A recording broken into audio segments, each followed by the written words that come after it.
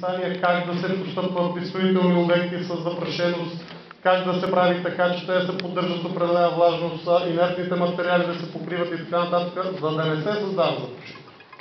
Освен това, в наказателния кодекс замърсяването на въздуха и водите и така нататък, но няма значение, е престъпление. Вие като длъжностно лице ни молите за търпение, за това, че извършва престъпление, вместо да го контролирате и да го прекратите неговото извършване. Аз и нещо не разбрах и така се оказа. Така. И другото, което сега въпросът ми другия е към господин Престойски, тъй като ВиК ще поеме после изградения водопровод и той ще му бере грижата, така че би трябвало да има интерес да ни отговори както трябва. Господин Престойски, вярно ли е, че тръбите, когато са под налягане, следствие на налягането, вибрират до определена степен?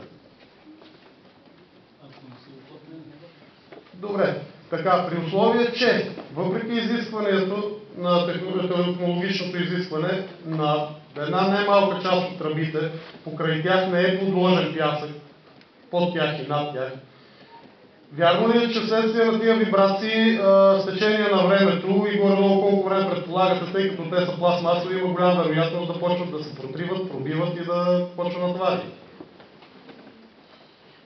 Благодаря. Браво. Браво. Сега Таванаш. Ако имате други въпроси, сега не се прекъсвам.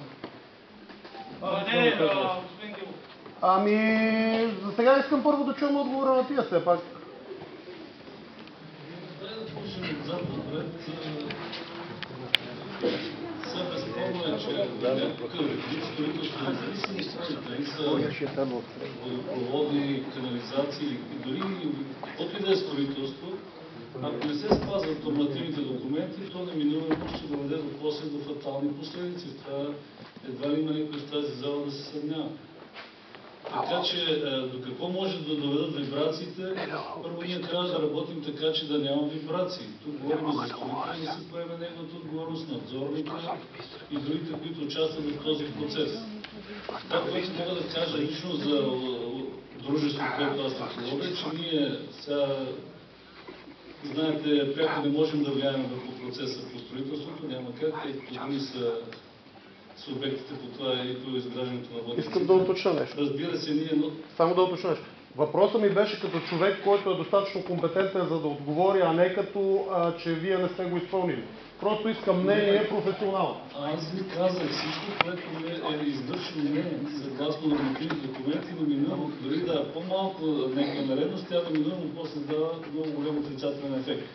Това, което аз мога да кажа, че ние преди поемем за експлоатация тези съоръжения, ние, разбира се, имаме правото да си направим нашите проверки. Аз вече, обществото сигурно знае, ние сме закупили най-модерната техника в света, с която може да обследваме, примерно, вашата канализация, новоизградената.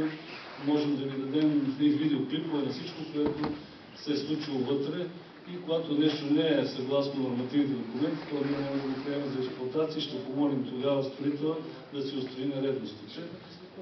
Ще бъде разпоредено, ме поправя кмета на строителя, да си възстанови, да си оправи нещата.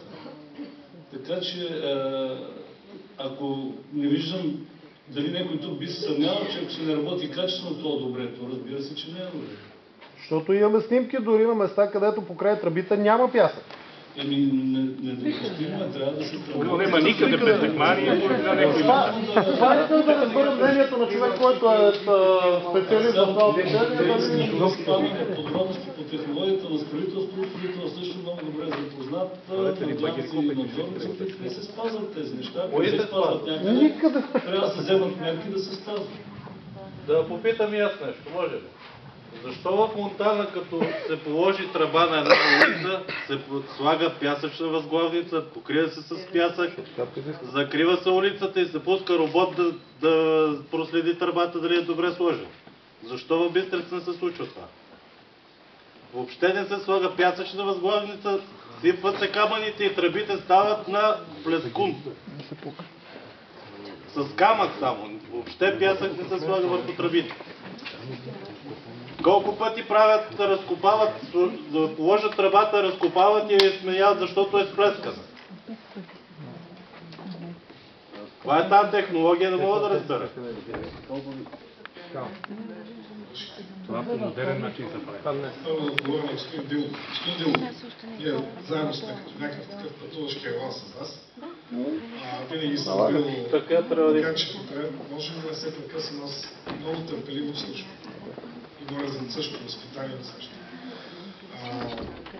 Както вие един път казахте, и предполагам няма да се отрече, думите при отношение на кмета на общината има чуваемост. Тоест, колкото пъти сте пожелали, толкова пъти сме разговаряли и отговаряли.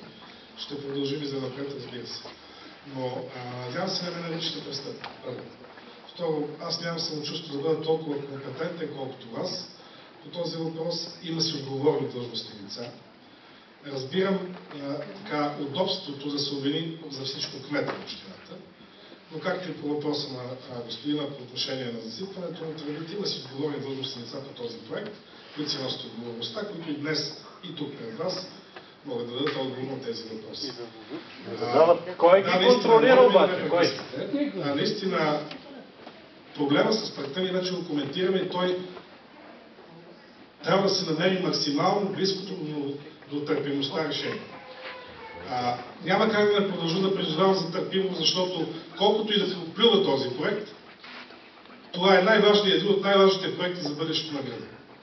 И тази канализация и реконструкция на водопроводна мрежа, там където е предвидено, и отново казвам съжалено си, че не е предвидено за Бистрица, но това не е вина на настоящия екип, и ще му се наложи на този екип поне в следващата година и половина да търси решение, и аз благодаря на господин Престойски, че е готов да се действа за това, този проект трябва да бъде завършен. Готов съм, такава ми е работа, да приема всякакви упреци. Изказвам, разбира се, в известна степен съмнение доколко тази чуваемост или този диалог и отговор на въпроси стига до вас. Защото, признавам се, често беше ми странно да прочита лозунга "Не искаме пари и улици". Аз мисля, че улици без пари няма как да се направят. И това е една демагогия. Но това, което трябва да свършим, ще го свършим и ще се постараем да го направим максимално, така че да облегчим целият този дискомфорт, който всички заедно търпим.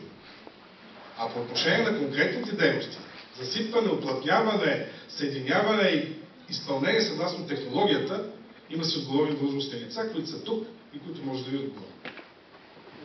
Ако може да отговорят, да. Така, искам да допълна, тъй като... Само да Окей.